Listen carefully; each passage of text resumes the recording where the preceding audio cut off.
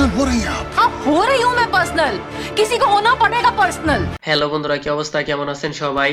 তো যাই হোক, রিসেন্টলি মুক্তি পেয়েছে আপকামিং ইন্ডিয়ান হিন্দি ল্যাঙ্গুয়েজের কোডরুম ড্রামা ফিল্ম আসি।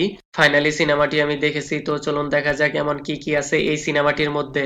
তো ভাই সাহেব, এমন একটি সিনেমার স্টোরি লাইন সামনে চলে এসেছে, সত্যি রিয়েলিটিতে পাওয়ারফুল ইম্প্যাক্ট তৈরি করে। আর এই ক্রাইম ইয়ানি রেপ একবার নয় দুইবার নয়, প্রত্যেক দিন ৮০ বার করে হয়। আর তার সাথে কম্বিনেশন করে সিনেমার টাইটেলও আসি রাখা হয়েছে।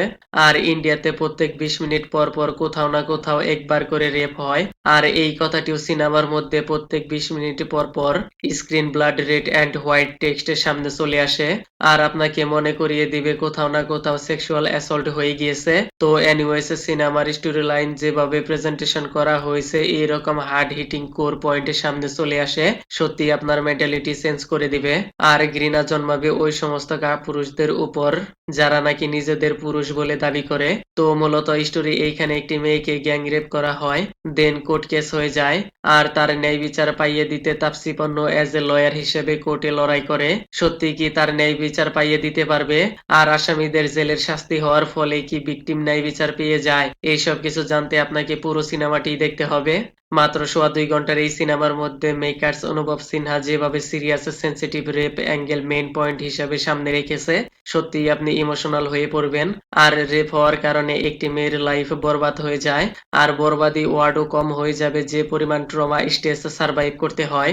আর এই রোল প্লে করেছে মালায়ালাম অ্যাক্ট্রেস কানি কুশরতি। তার রোল অ্যাক্টিং পার্সোনালিটি একদম ডিপ ডাউন টেক রাখে। এইরকম ঘটনাতে 90% কেউ রিপোর্টই করে না, যদিও রিপোর্ট করা হয় কারাপ্ট সিস্টেমের কারণে ন্যায় বিচার পায় না। এজ এ লয়ার হিসেবে তাপসী পান্নুর অ্যাক্টিং পার্সোনালিটি জাস্টিস লড়াই সলিড লেগেছে। আর তার অপোজিটে ডিফেন্স লয়ারেরও অ্যাক্টিং পার্সোনালিটি পারফেক্ট মনে হয়েছে। সিনেমার শুরু থেকে আপনি এঙ্গেজিং হয়ে যাবেন।